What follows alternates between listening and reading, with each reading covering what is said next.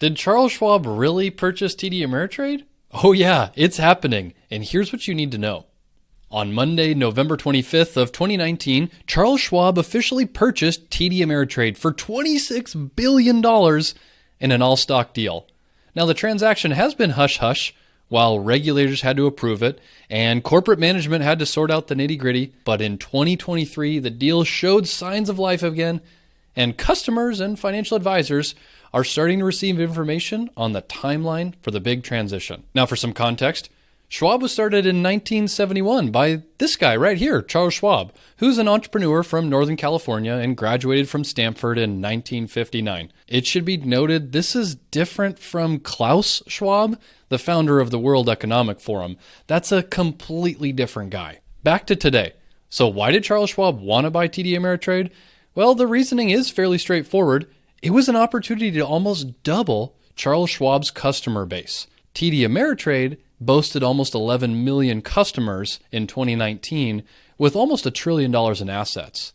It was a popular place for active traders to go to place their stock trades. And TD Ameritrade received the majority of its revenue from the commissions investors paid by buying and selling their stock. Now in 2019, a flurry of brokerage companies dropped their commission charges to zero. That presented an opportunity because with the decrease in revenue for TD Ameritrade, their business was all of a sudden worth less. Charles Schwab, seeing the opportunity, stepped in to acquire those customers. Charles Schwab, in its own right, had over 12 million customers at the time with $4 trillion in assets and a much more diverse product base and revenue base. Looking at the numbers today, it's staggering. Charles Schwab has over 7 trillion with a T, in total client assets with over 34 million brokerage customers. Maybe you're wondering what a brokerage is? Let's give an explanation.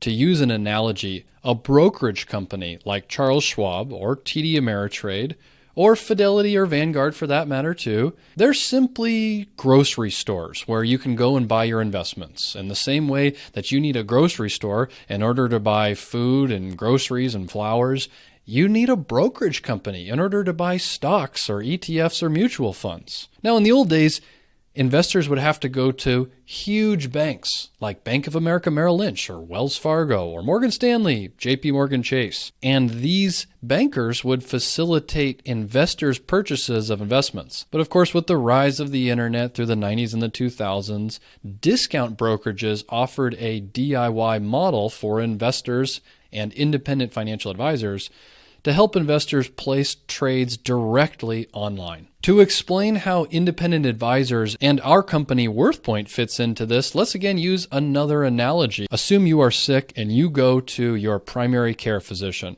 They take your temperature, assess your needs, and knowing your medical history, they prescribe you the right type of medication. Now, in order to get this, you have to walk over to the pharmacy. Save on Drugs or CVS, whatever your pharmacy location is. You walk into a store and at the counter, you buy drugs made from a drug company. So if we pause here and take a step back and see what's happening, there are 3 parties at play. There's your independent physician, there's the pharmacy store, and there's the drug company.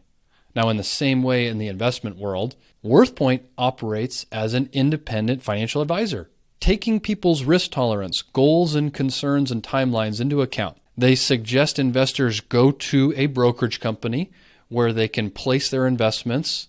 That's the storefront.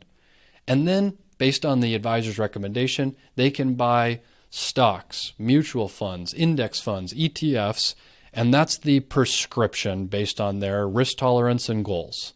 The same 3 factors are at play. Back to the Schwab merger. As of today in July 2023, some TD Ameritrade customers are already in the process of merging over.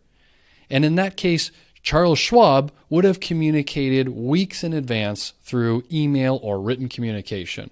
Schwab has said that by the end of August, the majority of TD Ameritrade customers are going to be migrated over into the Charles Schwab system. Here's the important part. For TD Ameritrade customers, you'll need to create a new username and password on the Charles Schwab website sometime starting in August or September. You can do this by going onto the Schwab site, clicking the First Time Users button, as shown on the screen here, and then you'll be directed to a page where you can enter your TD Ameritrade account number and your personal information so that you can go through the ID verification process and create your new username and password. For more information on the timeline and transition process, you can go to welcome.schwab.com for more information. So what's my reaction to this merger? Really, I see this as a fairly neutral transaction. It's one brokerage buying another brokerage. It's one grocery store buying another. And of course, there might be changes in the website interaction, but largely speaking, investors need to buy investments somewhere, and they'll now do that on the Charles Schwab website. In terms of me directly advising my clients at WorthPointe, our relationship stays the same, and our investment portfolios and strategies stay the exact same. So aside from having to create a new username and password and get used to a new website, this is a fairly neutral transaction. Onwards and upwards. Do you have questions about your portfolio? I'd love for you to reach out. You can email me directly at john.chapman@wpwm.com or find me on LinkedIn or Twitter. And with that, happy investing.